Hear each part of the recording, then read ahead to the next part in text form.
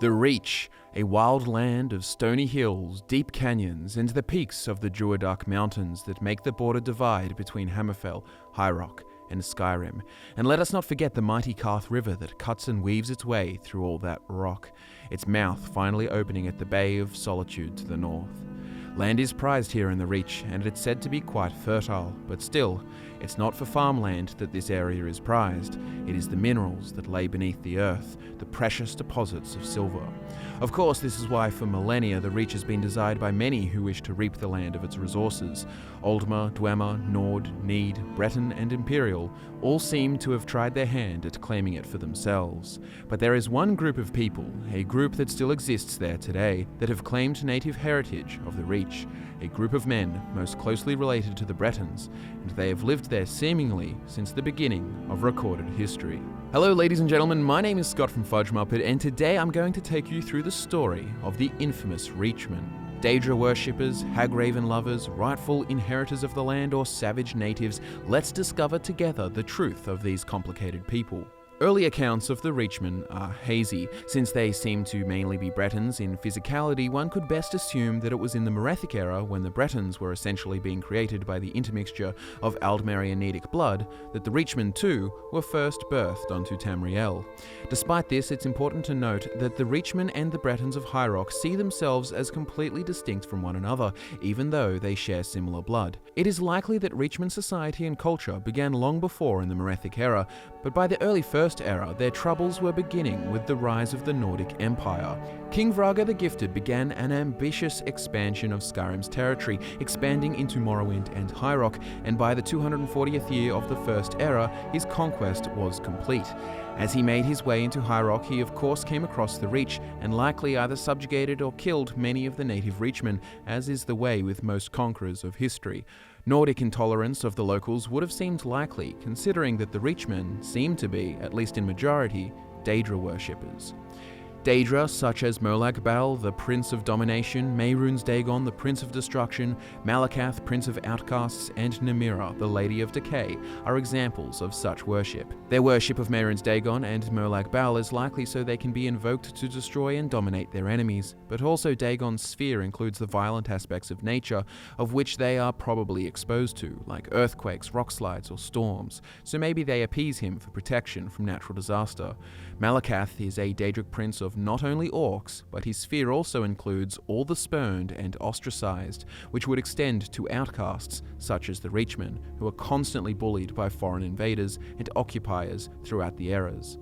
Namira is likely revered for her connection with vile and disgust, terms that could be used to describe many Reachmen practices, such as the creation of the briarhearts, undead champions that have their heart ripped out and replaced, but we'll talk more about them soon. The Reachmen have also been witnessed possessing shrines and statues dedicated to the Daedra, such as the Forsworn group in Broken Tower Redoubt, who seem to have reverence for the Daedra de Bella, goddess of love, beauty, and art. Perhaps an Daedra like Kinnereth would also make a fitting god, considering their close affiliation with nature, but I think it would be fair to surmise that Daedra worship still makes the majority of their religious worship. Interestingly though, it would seem that one particular Daedric prince stands out above them all, the Daedric prince Hircine, Lord of the Hunt, a Daedra of the primal, of instinct, of the predators who hunt in the wilds. It would seem very fitting that he is their chief deity. I mean, just look at the way they dress. It's almost if they seek to emulate the form of Hircine, a man who possesses the head of a stag. You could simply look at their clothes and camps too, adorned in furs, hides, feathers, and bones of all the animals they have hunted. Bone charm, tripwires, mammoth skull traps, the list goes on.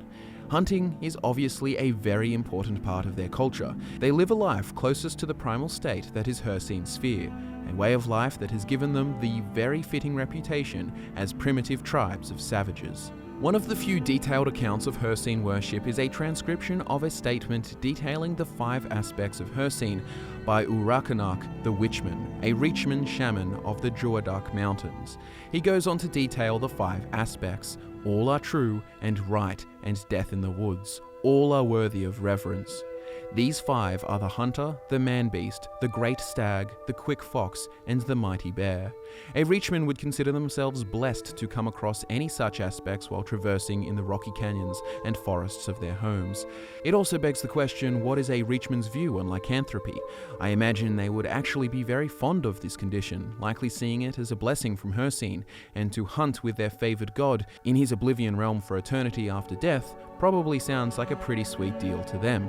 I mean, after all, the Reachmen aren't necessarily opposed to any form-changing magics. Just look at the Hagravens and the briarhearts. Hagravens are vile creatures, twisted forms, half-crone, half-bird, ancient witches of dark arts that have traded humanity for access to powerful magics granted by a grotesque infusion of talons, feathers, beak, and the warped shape of a woman. These Hagravens, witches of old, are revered by the Reachmen as matrons, matriarchs, and leaders. Their shamans venerate them in return for knowledge of their hidden nature magics. One such example of this powerful magic is the creation of the briarhearts.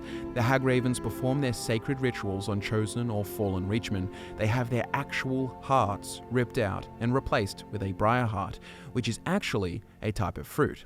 Listen to this. Meanwhile, briarheart fruit blooms on the saplings and the large tree alike, beating a haunting cascade that echoes throughout the fortress. Once the fruit ripens, it is ready to be transplanted. And that is where our own warriors come into the picture. In most cases, when a Winterborn warrior falls in battle, a Hagraven can bless the warrior with a ripe briarheart. The magical process plunges the briarheart into the fallen warrior and returns the warrior to life, granting him or her additional strength and fortitude as befits a briarheart warrior. This ritual is no recent occurrence either.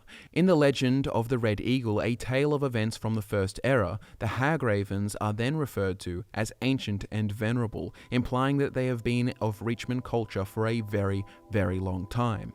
Speaking of that very same tale, long ago when the Elysian Empire was still alive and well, a child was born in the Sundered Hills.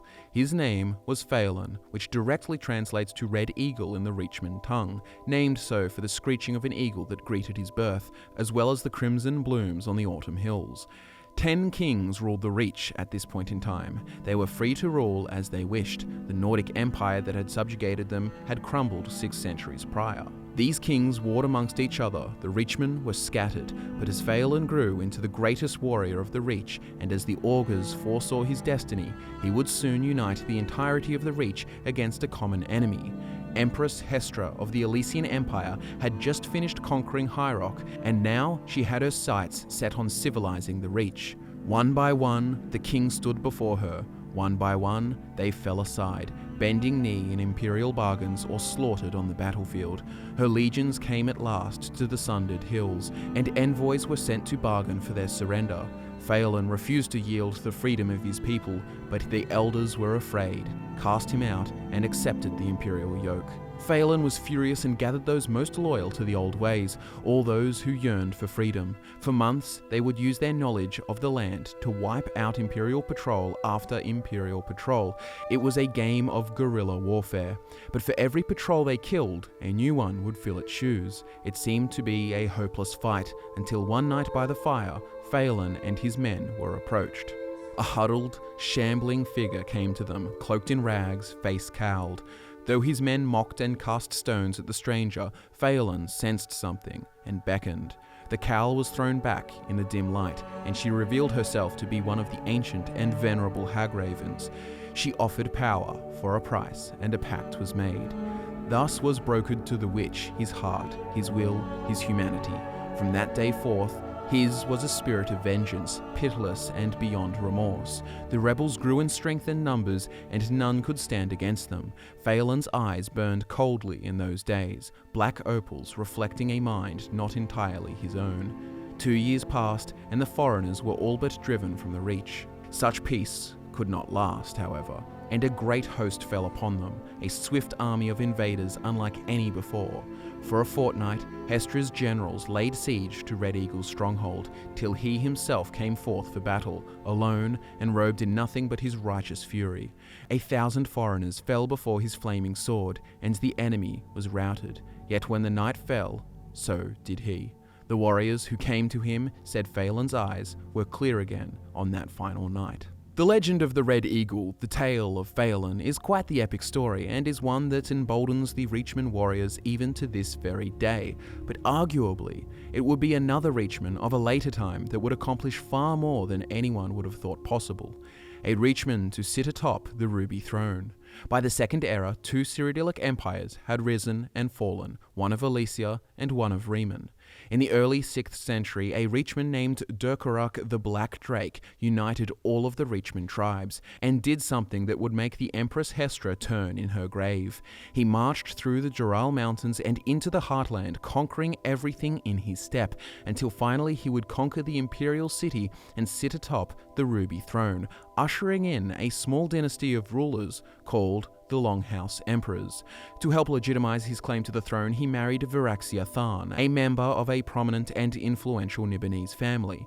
The Black Drake, however, was still hungry for conquest and engaged in a bloody invasion of High Rock, ravaging the countryside, sieging cities. However, in his ambitious bid for the land of the Bretons, he was outmatched and slain by Emeric of Cumberland, who would later become High King Emeric, the man who orchestrated the Daggerfall Covenant. Morcar, the Black Drake's son, would be next to rule from the Imperial Palace, and following him would be his son Leovic, who married Clivia Tharn.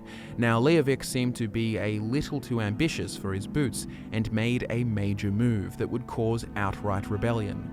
Leovic legalized Daedra worship throughout the Empire, and for this he would be deposed. Duke Varan Aquilarius of Coral assembled a rebellion and successfully stormed the Imperial City, entering the throne room and slaying him right then and there. So ends the short reign of the Longhouse Emperors, a dynasty lasting less than a century, but regardless, the fact that Daedric the Black Drake could assemble the tribal Reachmen and successfully take Cyrodiil is an exceptional feat in itself, making him arguably the greatest Reachman to ever live, outmatching even the Red Eagle. But it would seem, ladies and gentlemen, that this was the Reachman's peak, and it's only down from here. The Reachmen would remain largely independent for some time, until the year 852 of the Second Era, when the Tiber Wars began. King Cuchulainn of Falkreath enlisted the help of General Talos, later known as Emperor Tiber Septim, to fight against the Reachmen and unite Colovia. General Talos broke through the Reachman lines and forced them to retreat and fortify themselves at Old Roldan. The stories tell of Talos using the ancient Nordic art of the thumb to blow down the very gates with his voice, and in charged Colovian troops and Nord berserkers, allowing them to take the city with ease. Soon after, the Reachmen fell completely, and the Reach, along with the ancient Dwemer city of Markarth, fell under the control of the burgeoning Third Empire. Imperial propaganda would brand the Reachmen as rebellious and lawless mongrels, a reputation that, whether true or not, would colour their interactions with the other races right up until the 201st year of the Fourth Era. This reputation is surely spurned on by the actions of the Reachmen rebel group called the Forsworn, who rallied together under their King Madanach and took the city of Markarth, while the Empire was distracted off in Hammerfell and Cyrodiil fighting the Great War against the Aldmeri Dominion. Between the years 174 and 176, the Forsworn ruled the city of Markarth.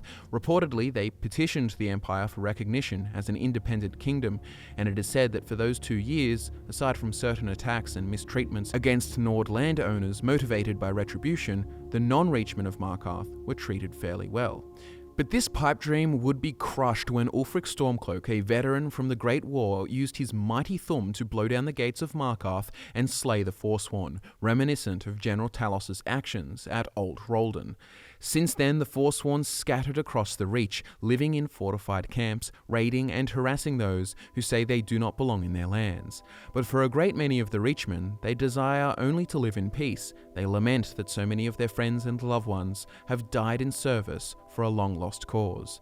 It's quite the worrisome situation, with innocent natives under pressure from both sides. Nords will believe them to be secret Forsworn supporters, and Forsworn will believe them to be traitors helping the Nords. It's a lose-lose situation for them. Their king, Madanach, now known as the King in Rags, was saved from execution by Thonar Silverblood. Madanach was allowed to run his Forsworn rebellion from his prison in the Silverblood mine, and in return, Madanach had to use his Forsworn to preserve the Silverblood family's interests. The Reachmen are not in a good place, and to be fair, they haven't been since Tiber Septim brought the Reach under his heels centuries ago, and I doubt the Reachmen ever again will reach the greatness of Durkarak the Black Drake or the Red Eagle. But on the other hand, as evidenced by thousands of years of Reachman history, I don't think they will ever be completely snuffed out either. It would seem to be that the Reachman nationalistic spirit will never die out. The Forsworn will keep fighting from the hills, they will keep resisting, keep raiding, despite likely being in vain. I would say briarhearts symbolically encapsulate the Reachmen as a whole, undead warriors who fight on and on, spirits of vengeance, wailing against enemies no matter how hopeless, a flame that just won't die. But that, ladies and gentlemen, is the Reachmen explained. Freedom fighters deserved of their own nation, or primitive savages who have been bested by the game of conquest. What's your take? Thanks so much for watching the video, guys. Please do give it a like if you enjoyed, and do head down into the comments and let us know what lore topics you'd like to see covered. Do subscribe for more awesome Elder Scrolls content. My name is Scott from FudgeMuppet, and I'll be back to nerd out with you again next time.